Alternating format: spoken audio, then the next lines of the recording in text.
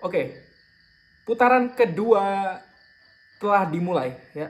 Putaran kedua Liga 2 tahun 2023-2024 telah dimulai.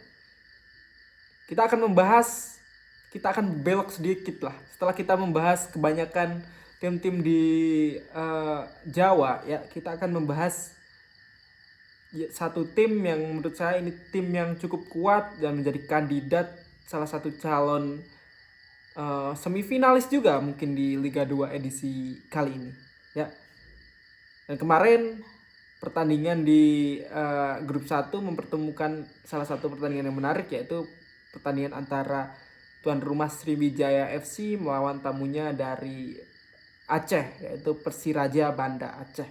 Ya, yang sebelumnya di putaran pertama Persiraja Banda Aceh menempati posisi klasemen kedua ya, di bawah Semen Padang dengan poin 15 ya.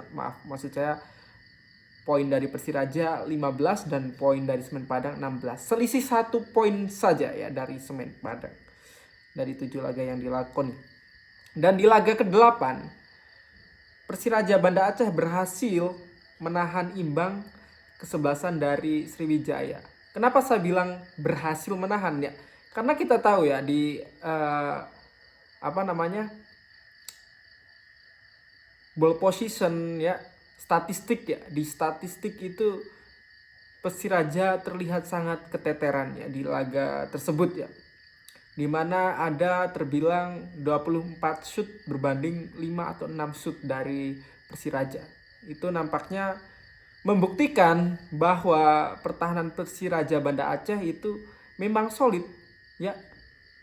Kenapa saya bilang solid ya? Karena Persiraja at least hanya kebobolan sebanyak kalau nggak salah 3 gol dalam 8 laga yang dilakoni. Itu menjadi salah satu tim dengan kebobolan paling sedikit di antara tim-tim lain di Liga 2 ini. Dari grup manapun 1 sampai dengan 4. Dan itu menyamai rekor sama dengan Persela ya, kita bahas kemarin ya. Persela juga salah satu tim dengan kebobolan paling sedikit ya.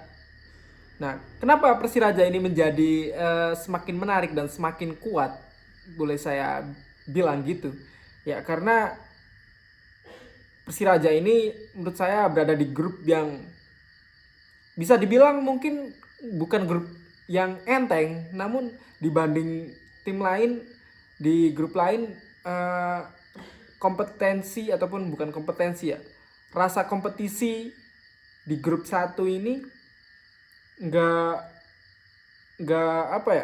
kurang greget ya.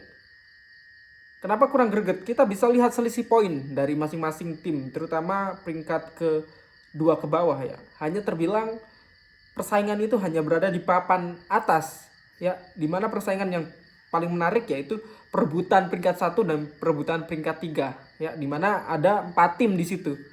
Siapa saja di situ? Ada Semen Padang, kemudian ada Persiraja Banda Aceh, ada PSMS Medan, kemudian ada Sriwijaya FC dari Palembang.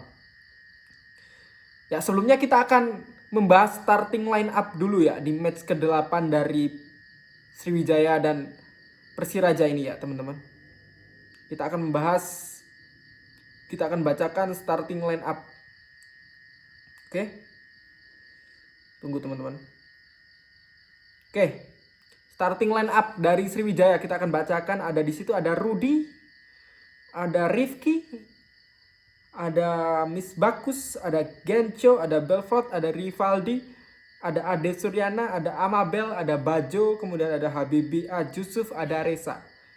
Kemudian dari Persiraja Banda Aceh ada M Fahri, ada M Revan, kemudian ada Islam Karimov, ada Ferdinand Sinagaya, kemudian ada Zikri Ferdiansah, ada Muammar K, kemudian ada Agus Suhenda, kemudian ada Yasfani, ada Arif Setiawan, kemudian ada Rizky NST sebagai kapten, kemudian ada Mahamane Toure.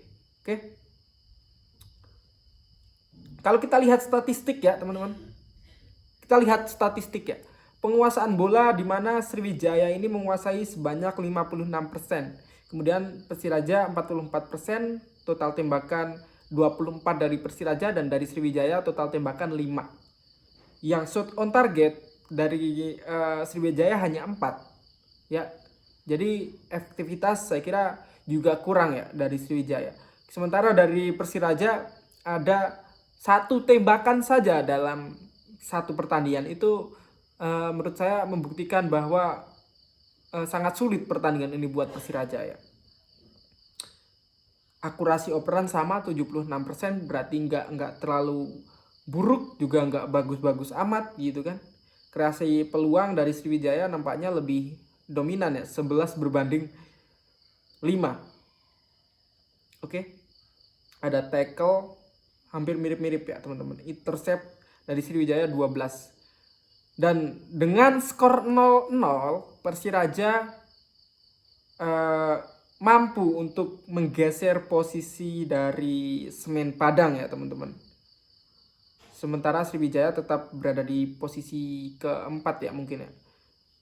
Atau kurang tahu ya di pertandingan lain karena saya kurang mengikuti dari 3 klub dari PSPS Riau, Sada Sumut atau PSDS Deli Serdang. Mungkin saya akan lebih menggali lagi tentang 3 tim ini ya. Karena ini pertandingan yang menarik juga ya, walaupun persaingan di 3 papan bawah ini mungkin di kesebelahin atau dipandang sebelah mata, namun bisa jadi ini menarik ya teman-teman, persaingan di papan bawah di grup 1 juga ini antara PSPS Riau dan Sada Sumut, kemudian ada PSDS Deli Serdang ya.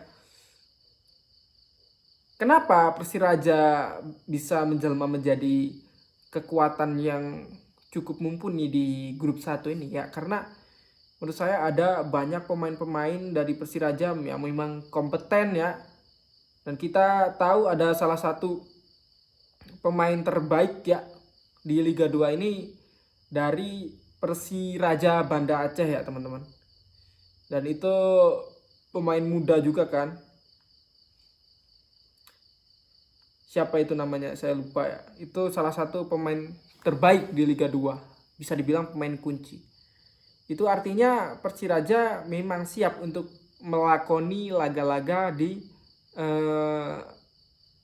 Liga 2 di tahun kali ini. Dimana ada pemain baru juga, sokongan baru juga, yaitu dari Ferdinand Sinaga ya. Dan sebelumnya Andi Firmansyah juga cukup membantu saya kira buat Persiraja Banda Aceh. Walaupun bukan di masanya, namun saya kira Andi Firmansyah masih bisa diandalkan lah oleh coach ya.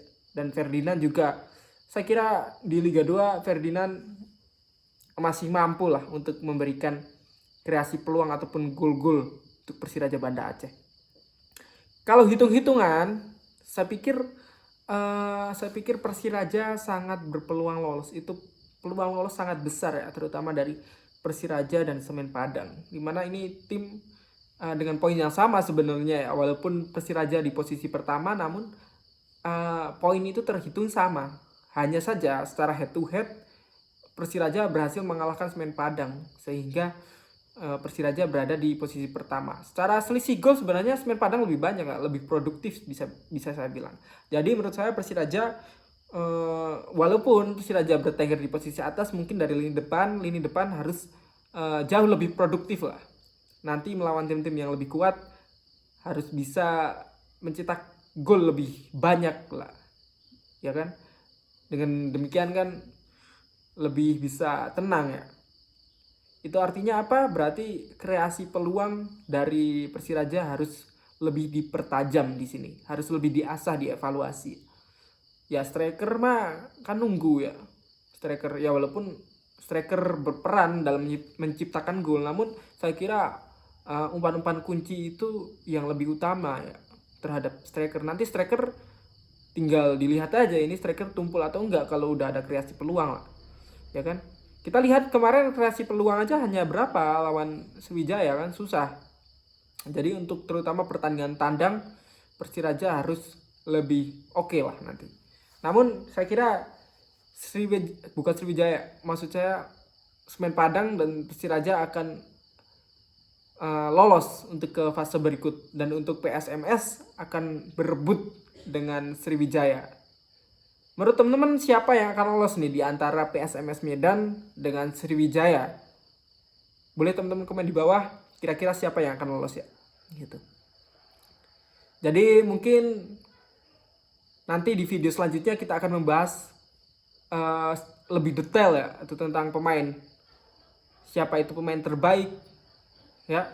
Kita akan membahasnya lebih jauh dan kenapa alasannya dia menjadi pemain terbaik, dan siapa yang membuat Persiraja ini menjadi tim yang cukup solid di tahun kali ini. Kita akan bahas lebih lanjut nanti di video selanjutnya. Oke teman-teman, jadi terima kasih telah menonton video kali ini. Sampai jumpa di video selanjutnya teman-teman.